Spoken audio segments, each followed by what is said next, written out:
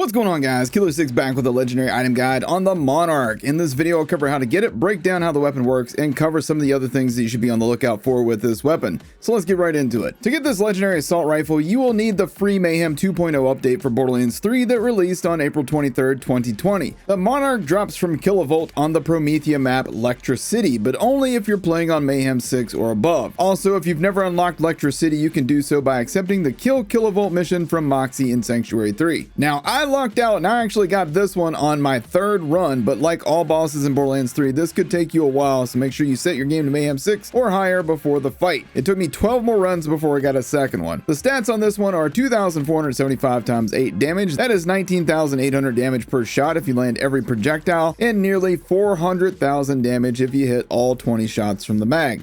That does not factor in crit modifier or other perks to increase your damage. That is just the base damage alone. This gun also has 56% accuracy and 58% handling. Reload time is 3 seconds. Fire rate is 11.43 shots per second, and the mag size is 40 on this one. It does consume 2 ammo per shot, so be aware of that. This gun can spawn with any element. The gun can come in a ×4 or a ×8 projectile version. Luckily, I got the better one here with the ×8, which means more projectiles per shot. Sadly, I did get about the worst possible anoint on this gun with while airborne. The reason that this anoint is so bad is that this gun's alternate fire mode is bipod, and when you switch to bipod, you cannot run, jump, or slide. But bipod does give you double damage, so most of the time while using this, you are going to want it in bipod mode. Just swap back to normal whenever you need to run. The Monarch is a legendary assault rifle manufactured by Vladov, and the red text reads, "The deadly sting of the Monarch!" Exclamation point period.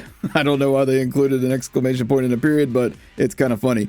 The red text references a character on Venture Brothers named the Monarch. The Monarch's special ability is that in bipod mode, you get double damage on this gun, but like I mentioned earlier, this comes at the cost of your movement. The Monarch is an exceptional weapon on every Vault Hunter. Flak can do massive amounts of crit damage with Megavore. Most can get extra shots out of this gun and therefore more damage using her ammo regen perks. Amara and Zane sort of technically get the least use out of this gun since a lot of their damage is tied to moving fast, but even still, look at this thing on Amara, melting down Trant. And on Flash Freeze Zane, I just shred everything with this gun. Now let's get into my recommendations for anointments. Right now, possibly the best all-around anointment in the game is the gain 300% increased weapon damage against enemies above 90% health. This one's so good because it benefits all the characters, and it's regardless of your action skill. Enemies with multiple bars of health take 300% damage until you hit their final health bar, and bosses and enemies that don't show red health bar will just take 300% damage with every shot. But for Zane, the 100% cryo damage while Sentinel's active perk is exceptional, as it gives you extra cryo projectile with every shot. Moze can make good use of a consecutive hits anoint, an action skill in 100% damage anoint, or a next 2 mags incendiary damage anoint. Amara's phase cast and phase slam anoints are still exceptional, or an action skill in 100% damage would work really well as well. And for Flak, the 100% weapon damage after action skill ends is a solid choice, since that gives you extra damage even after coming out of fadeaway. But I cannot stress just how powerful the 300% damage on enemies above 90% health is right now.